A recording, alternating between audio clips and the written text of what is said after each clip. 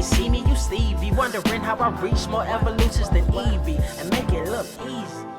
What is up, Earth's mightiest subscribers? It's Blerd without fear. Welcome back to the channel. All right, so today's video, we're gonna be talking about Blood Hunt number 3, written by Jed MacKay, with art by Pepe Larraz, and color by Marte Gracia. So this issue is the middle issue, and as middle issues tend to go, they can be kind of hit or miss. This one is not exactly all hit, not exactly all miss either. This one, we see a little bit more of our quotey fingers Blade, and all this book really does is just give me that much more fuel for the "this ain't really Blade" argument. Now, once again, I've said multiple times across my past 2 or 3 Blood Hunt videos that Blade has been acting very unBlade. It is even to the point that Captain Marvel brings it up in this issue. She mentions that Blade is normally, under most circumstances, very cool. Cooler than the underside of the pillow, some might argue. And with that being said, this Blade is not that. I mean, yeah, at first, he's cool, calm, and collected. But as I stated earlier, he's very verbose, more verbose than I think Blade has been in quite some time. Like, I'm talking like going back to like Tomb of Dracula days, back when every protagonist, no matter what type of character they were, all kind of talked the same.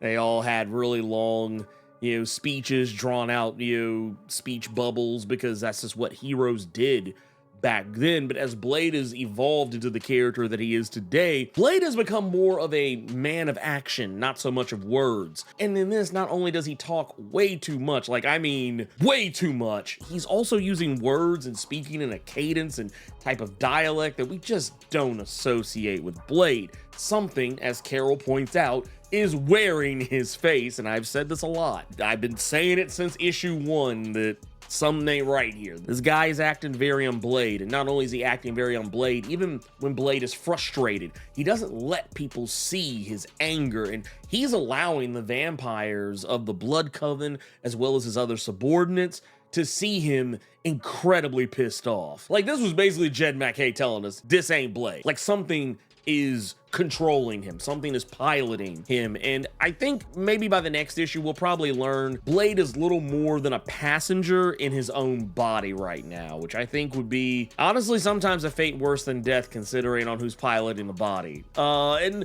another thing we also have to take stock of here is in the previous issue, Miles Morales, we realized that he had been turned into a vampire by Blade in Blood Hunt number 1, and that his purpose was to hunt down Brielle and bring her to him. Now, the reasoning behind this is because, as it is pointed out by Dracula, Brielle is the one person who represents his weakness, trying to take her off the table, turning her even more than she already is. So I don't know how that would work, considering that to some extent she's very likely as immune to the effects of vampirism as I would imagine Blade probably has ways to bring her over to his way of thinking. But once again, this just reaffirms that this is not really Blade, because once again, Brielle represents his weakness, and something that would probably, I would imagine, if Blade seeing Brielle, this might draw out the actual Blade that is probably riding in the back of the bus on this particular trip. So yeah, there's a lot that could really be taken out of this, but at the end of the day,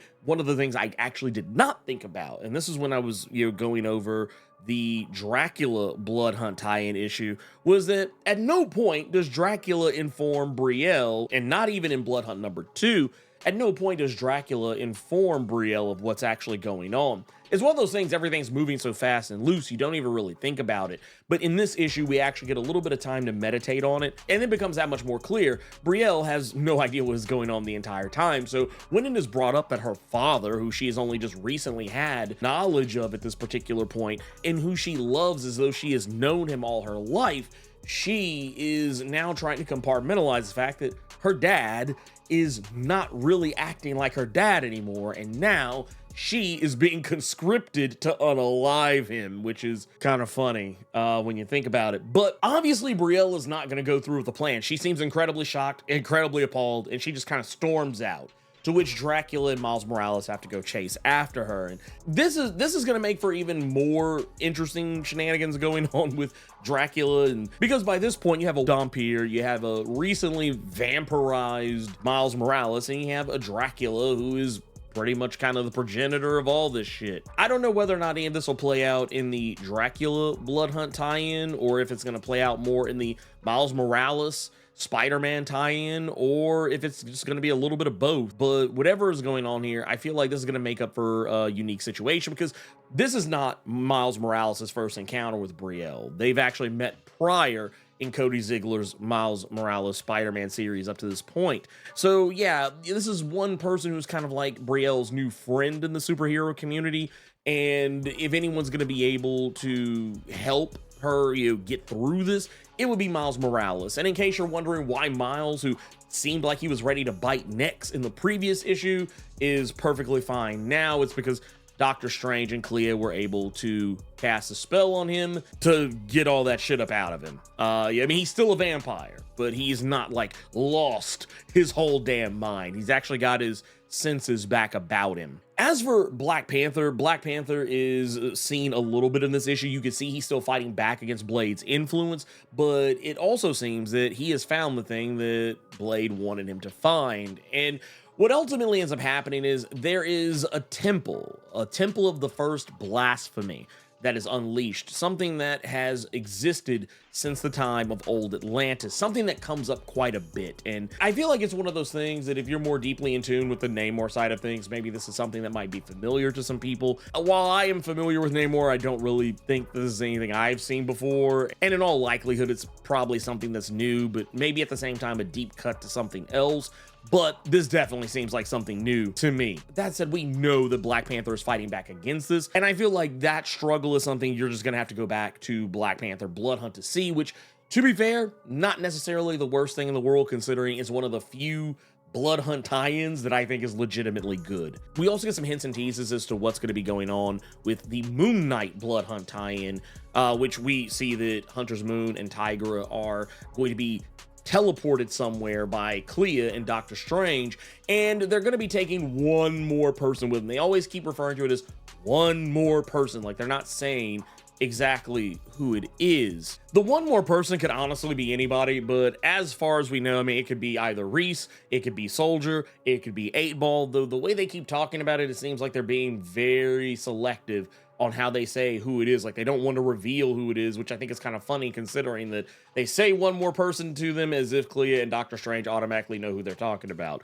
which, to be fair, there are ways for them to know. I was like, man, there's a better way to kind of convey this without actually like playing like you're trying to talk around going to the zoo with your kid. We know what they're going to go do. They're going to go unleash Khonshu from Asgard, and the reasoning behind this is because with Khonshu locked away in Asgard, as he has been since the end of Jason Aaron's Avengers story arc, Age of Khonshu, because he is trapped in Asgard, imprisoned, mind you, his power is diminishing. Khonshu no longer has the ability to resurrect his fist. So by the time we get to the end of Blood Hunt, it's very likely if they do manage to unleash Khonshu, which I don't see any reason why they wouldn't be able to, but they're gonna have to break into an Asgardian prison to do so, which I kind of feel like maybe they should have asked Thor for some help with this. Maybe that might be the one other person they're talking about. I don't know. It seems really weird to like dance around Thor on this one if that's the case. Thor is in the clutches of Blade, so I don't know if this is even possible, and even if it wasn't, what would be able to stop them? I mean, it's Doctor Strange and Clea. Why would they not be able to do it? But that's another story altogether. The point is that when they break into Asgard, bust Khonshu out, one of the byproducts of this would be not only that, because what Hunter's Moon's trying to do is raise all of the fallen fist of Khonshu. This is the army he's referring to that would be impervious to a vampire army. It's also safe to say that Mark Spector would be among these fallen fist of Khonshu, and with Khonshu back, it's possible Mark Spector might return, and return permanently. But who knows? We don't really know what Jed MacKay's plans are as far as Moon Knight goes. It could be legitimately to pass the torch on to someone else. We have seen him already pass the torch of Moon Knight over to the Shroud, which that one I honestly feel like is probably more temporary than it is anything else. But if it's not, I would feel like even if it's not Shroud, maybe actually bump up Hunter's Moon to being the main Moon Knight. But either way, this smells of returning Mark Spector to the status quo, or not some, I won't say status quo.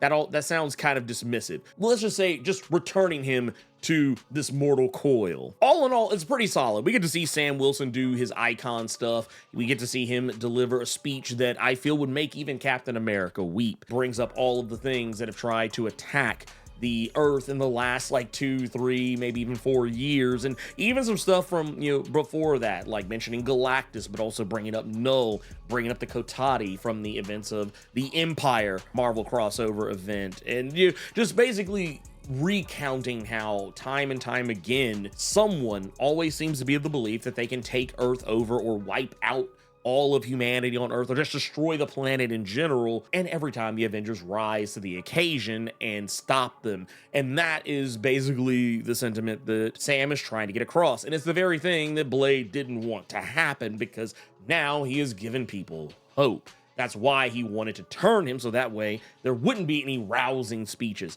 Though I do find it funny he was more worried about Sam and not about Steve, because, you know, once again, Steve is still out there. He's right now leading his own Avengers squad in the main Avengers book right now. So it's all, I don't know, feels kind of weird. Like I was like, man, probably should have, you know, snatched up Steve too, just in case. You might want to grab Winter Soldier too. And I mean, I'm not thinking US agents inspiring anybody anytime soon, but you might also want to grab US Agent just in case. Yeah, you never know. I feel like if US Agent was the guy that could inspire people, it wouldn't be the entire world. It would just be all the right-wingers of the world. It would be kind of funny if he did that, actually. Just be like, get that right there. It would just be a bunch of MAGA people who stood up to fight back against the Vampire Nation, but at the same time, they'd be too busy trying to own the libs to be an effective fighting force. But because Blade is black and leading this Vampire Nation, that would be the one thing that would probably keep them on track.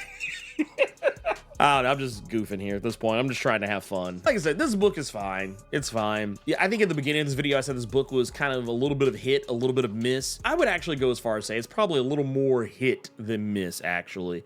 But I definitely do feel that this story is trying really hard to obfuscate some things that I feel like don't need to be obfuscated. Like, I think this is the kind of story you don't try and play mystery on. Like, I think you should probably be a little more straightforward with it. I feel like Jed MacKay is trying to talk about going to Chuck E. Cheese around his children and is trying to spell Chuck E. Cheese, hoping they don't figure it out. That's what this book kind of feels like. Some of the plot elements that are kind of being danced around. And, you know, to be fair, you know, some people probably wouldn't pick up on some of that stuff. I have to admit that to myself that I read a lot of comics, and I probably notice some things other people don't. I know there's other people who knows things I don't. You know, so I guess it just depends on how terminally dialed in you are. But, you know, I feel like I'm terminally dialed in enough that, like, a lot of this just kind of feels like, well, you could just tell me.